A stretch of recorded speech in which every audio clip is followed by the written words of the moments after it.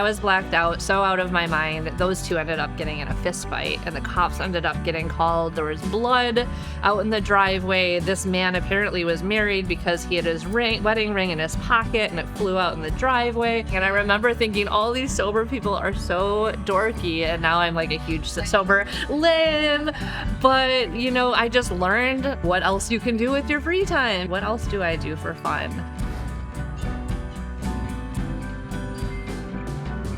Hi, welcome back to another episode of The Mindful Space. Today we have Emily with us. How are you? I'm doing well. I'm so grateful to be here. Oh, I'm so glad you were able to come to Florida. It's beautiful. Welcome to the Sunshine State. I'm loving it. So today our topic is addiction, sobriety, your personal journey, and a little bit of yoga.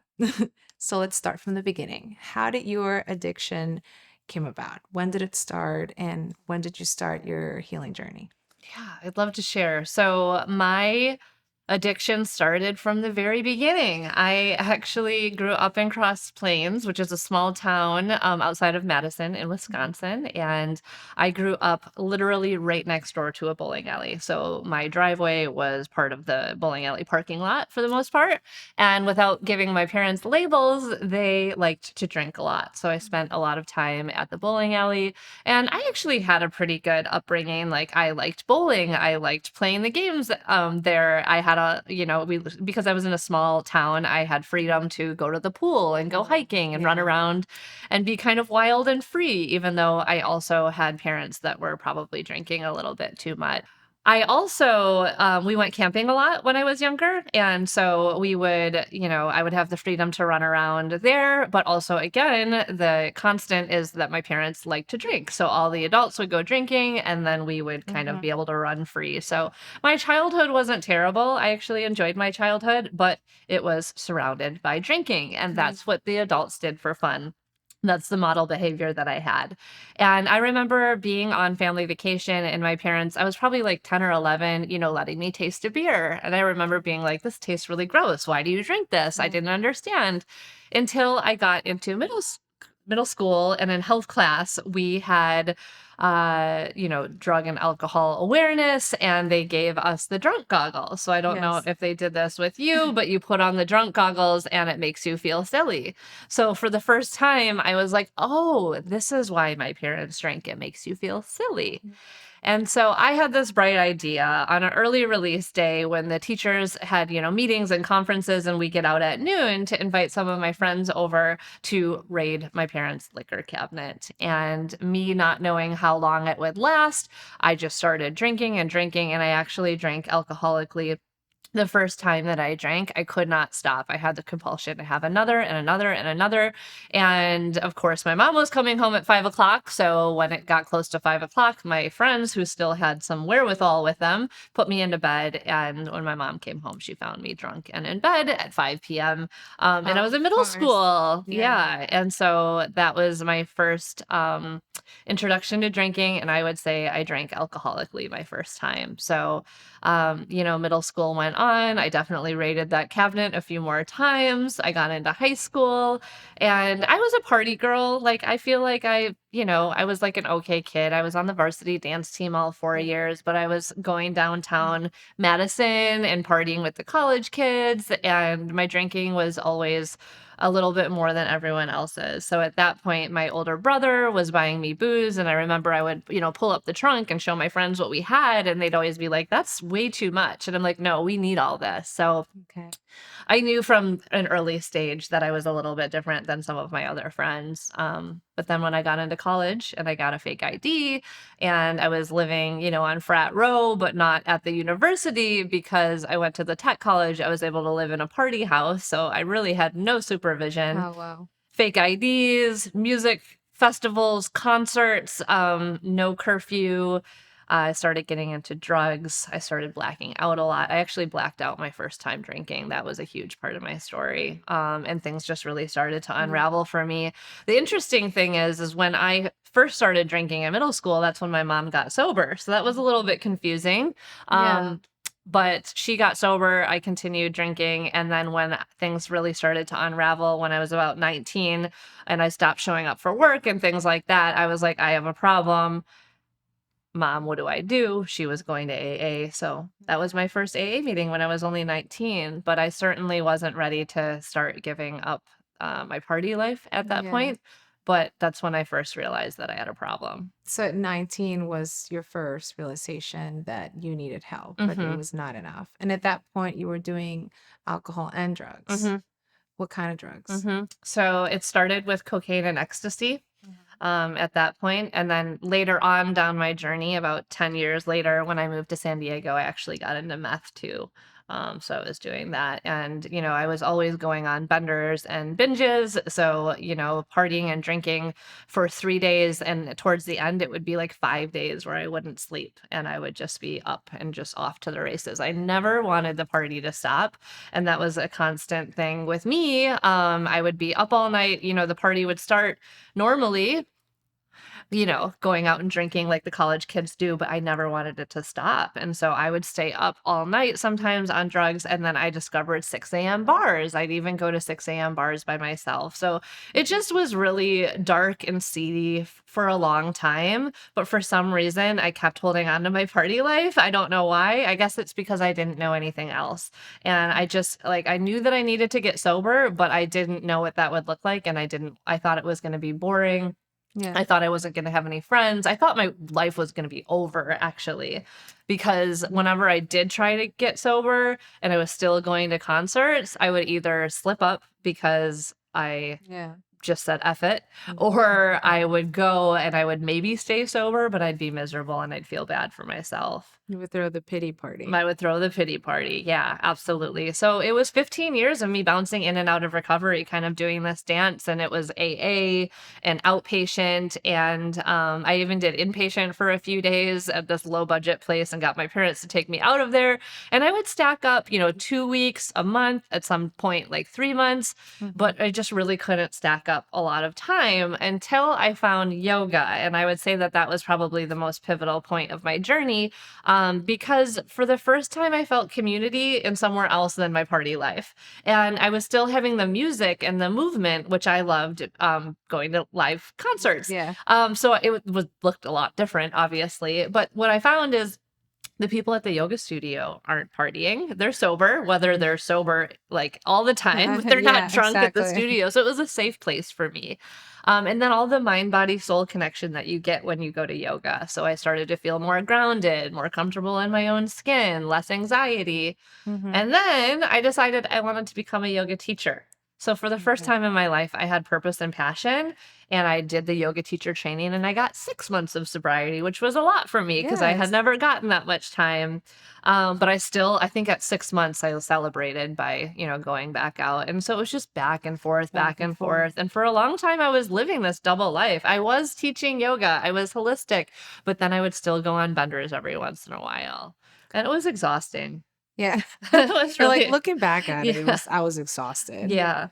Now, from going back and forth, what would you say was your turning point or the one rock bottom that really hit you or that you remember it to be, the decisive point of becoming sober for real? Because now it's been 4 years. It's been a Okay. little over 4 years, and I had a year and a half before that too. So I honestly have had probably a handful of rock bottom. So just to give the audience a little bit of a glimpse into what my addiction looked like, this is the stuff that I would do and get away with. So when I first moved to San Diego, I had met this guy up in San Francisco before I got down there, and I went on a bender and I wanted to go see this guy. This was my drunken thought. And so I stayed up all night. I was still drinking in the morning, and I drove to the airport and got on a shuttle and I got to the counter at the ticket counter and bought a plane ticket. I didn't even know you could do that at Virgin Airlines. And I come out of my blackout on the freaking plane. And the only reason I came out of my blackout is because I think I was trying to get booze served to me. And they're like, no, we're not serving you.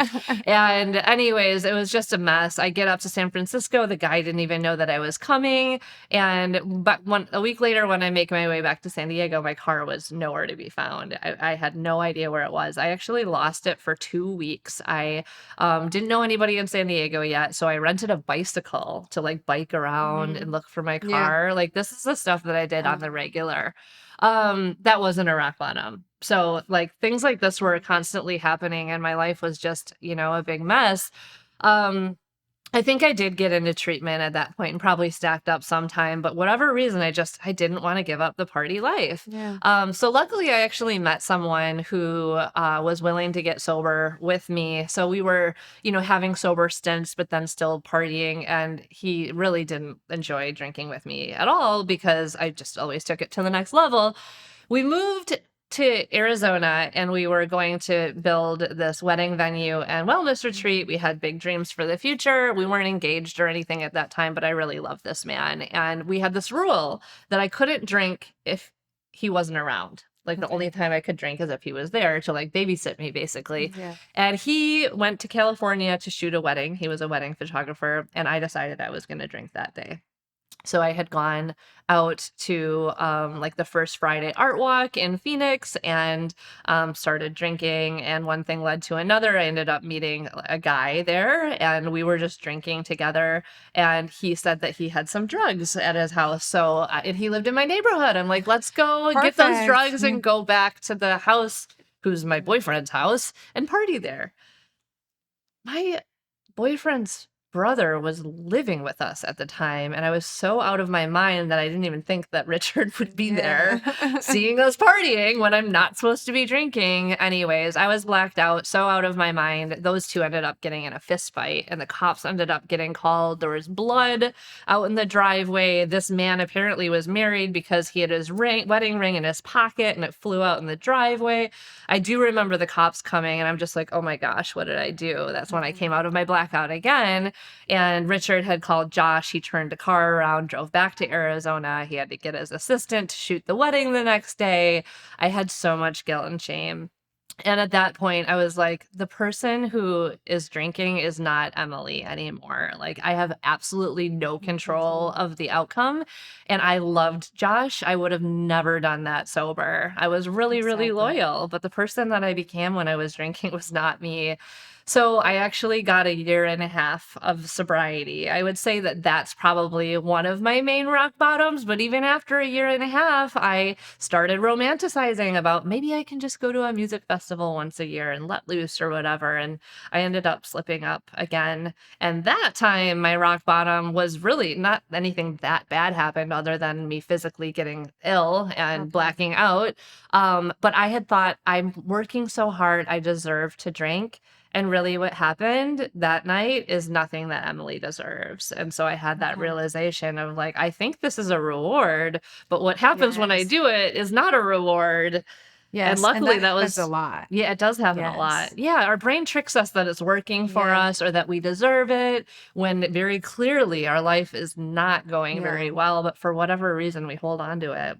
Like I had a long day of work. I deserve a glass of wine. Hmm. Or, oh, I worked so hard. I deserve to just go get hammered at the bar because that's how I relax. And that'll make me happy, even though it's a depressant. Exactly. Yeah. It's like a infinite loop, right? And it's just, breaking that loop and finding the other ways to treat yourself.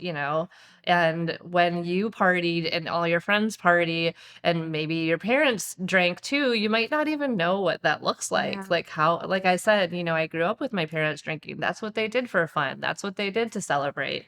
I Yeah. didn't really know anything else. You don't have to tell me I'm Hispanic. Okay. That's how I was raised as well, you know? Mhm. So, how did your journey begin? What were the first steps that you took to become sober? I mean, my journey began when I went to the first AA meeting when I was 19 years old. I had a lot of resistance about AA at that point because I didn't believe in God at all. I was very big into the manifestation, and then the book is written with he. I was basically finding any excuse why I didn't like those Okay. meetings because I didn't really want to get sober. But what I did like about those meetings is, the slogans, progress, not perfection, one day at a time, easy does it, and then just the community. There's something about being with other people who are going through a similar thing so you don't feel so alone. So that was the beginning of my journey, but I went to to outpatient 3 different times, which I actually enjoyed those experiences too.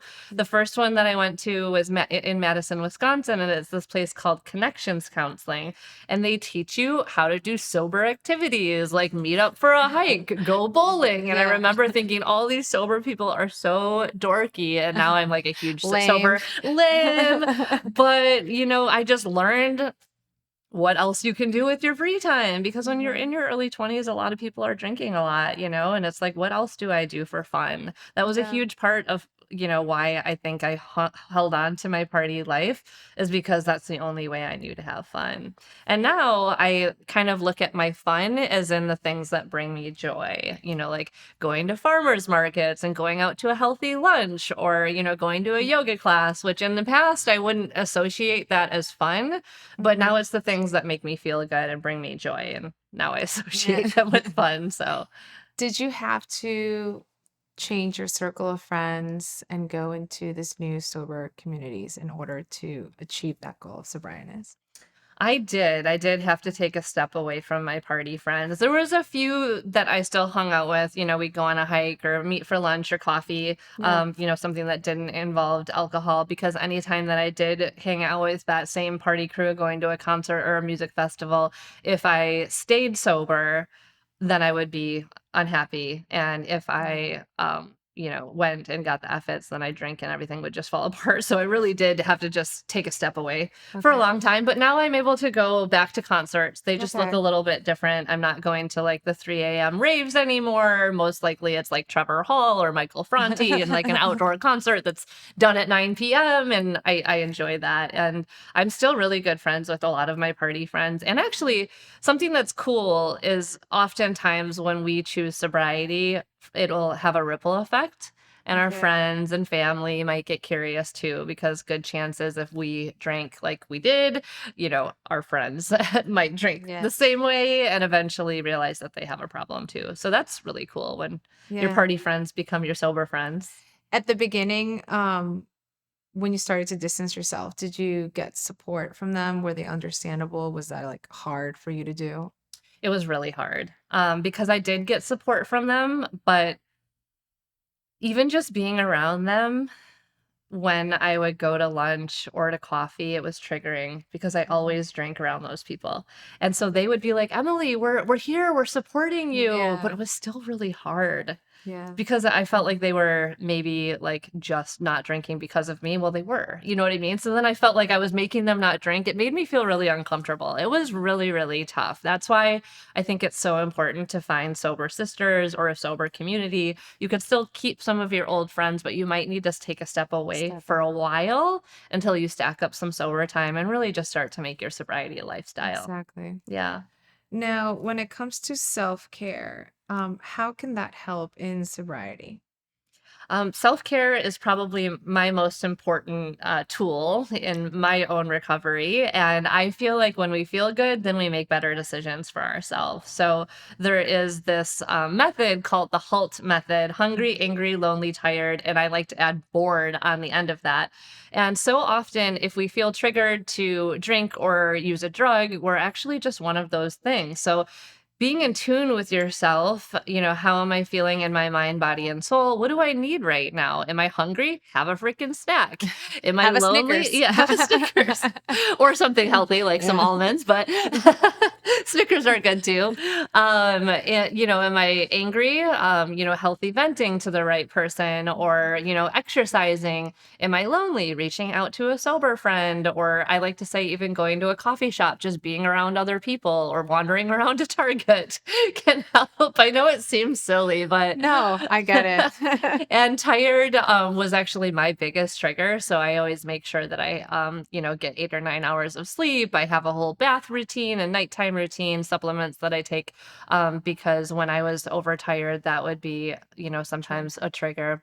And then bored, because a lot of people that drink regularly don't know what else to do with their time. So something that I work with clients a lot is, working on, what else can I do with my free time? What hobbies do I have? What interests me? What else can I do with my time? Exactly. So yeah. Now, eating healthy and having a routine, is that important? Is that a really important part of the self-care? Absolutely. So routine, I'm an entrepreneur, so I get to make my own schedule. So my routine looks a little bit different from day to day, but some people might want the same routine every day. I think it is always important to make sure that you have some daily movement, whether it's just walking, going to yoga, going on a hike, going to the gym, starting your day with some sort of movement, even if it's only 10 or 15 minutes, Mhm. is huge because we can get stagnant energy stuck in our body. And when we move our body and exercise, it actually releases. So it makes our body feel better, but also our mind. So having, some sort of routine where you're moving your body regularly. Also, eating healthy is really important as well. So trying not to eat the processed foods. And the more that you do this, the more that you'll be in tune and notice when I eat fruits and vegetables, I feel better, and lean protein. When I eat, Cheetos and Yes. Snickers, I don't feel as good. And so it just always comes back to, I say my recovery is like a feel good program. I just try to do all the things that make me feel good. And Awesome. honestly, I had a few nights recently where or a week I had some key lime pie and then I had some ice cream, and just like a few days in a row, you just Uh-huh. don't feel the greatest. Okay. And then it can compound. So even though I don't really, have the desire to drink anymore, for me, if I'm not feeling well, I can just kind of go down that rabbit hole of like eating more sweets and everything like Oh, that. okay. And then you just kind of got to check yourself and be like, what can I do to make myself feel better?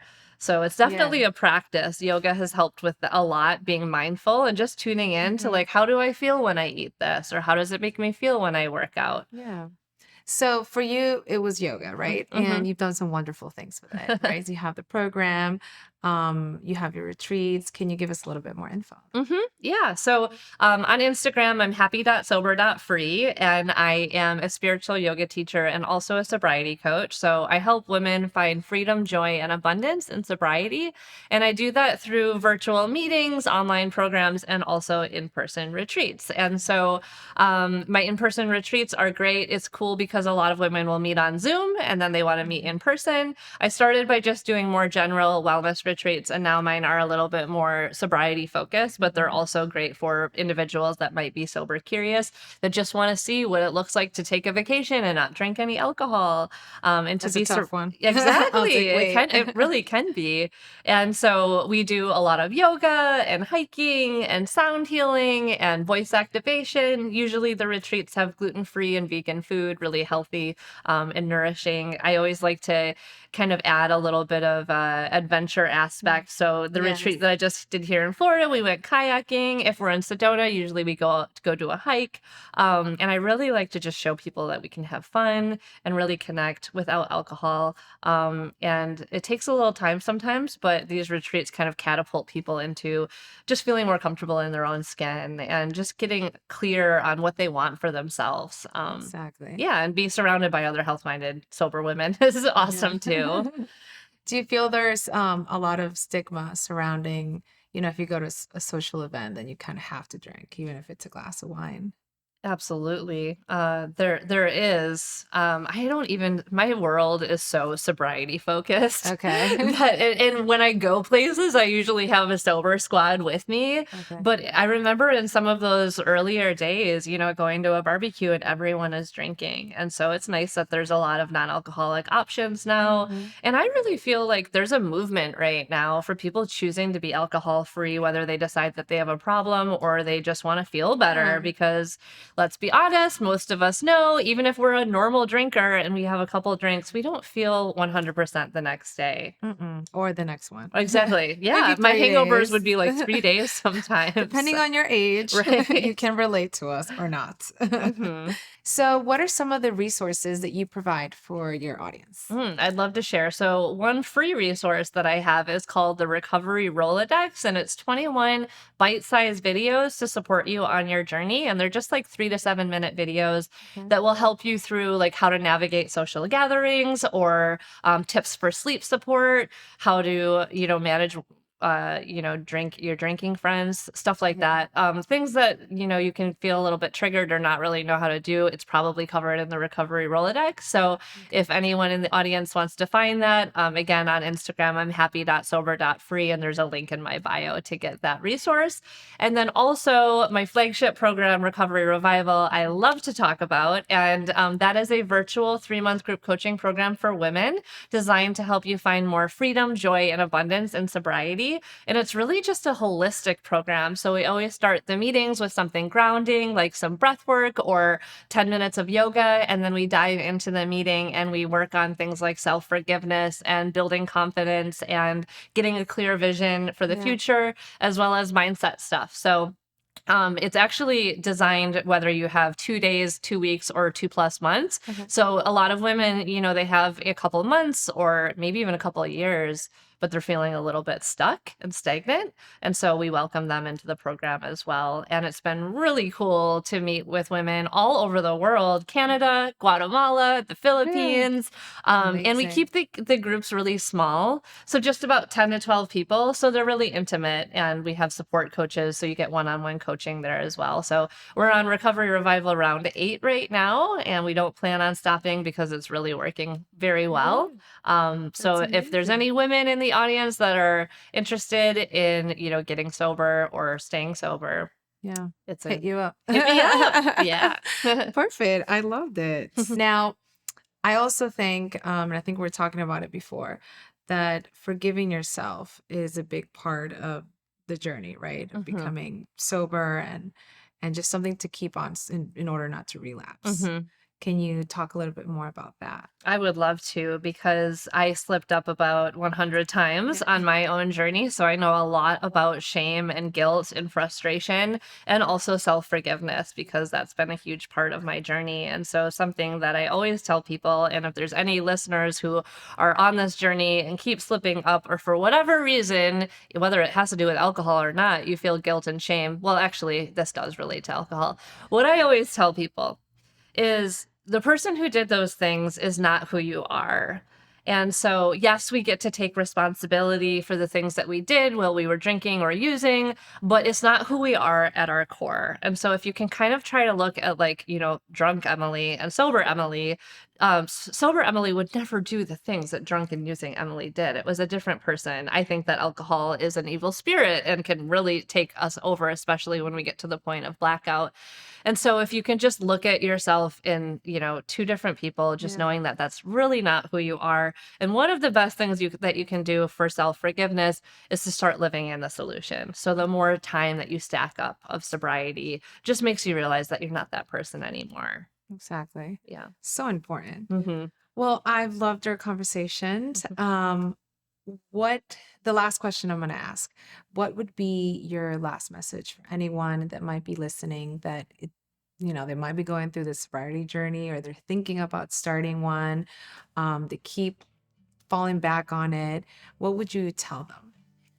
My big message is sobriety really is magical. I remember going to AA meetings and having people tell me, like, the miracle's on the other side, just keep going. And I just couldn't see it. But now I'm just telling you, I'm on the other side. And I wouldn't go back to my party life if someone paid me $1 million. So that's how much I love being in the sober lifestyle. I've really created a sober lifestyle. And when you surround yourself with other individuals who are doing the same thing, and you start going after your dreams and goals and can take vacations without, worrying about what's going to happen the next day, or if you'll even make it on your plane, it's really so freeing. So, whether you're new to the journey or you've been on it for a while, don't give up and keep trying, because the miracle could be just right around the corner.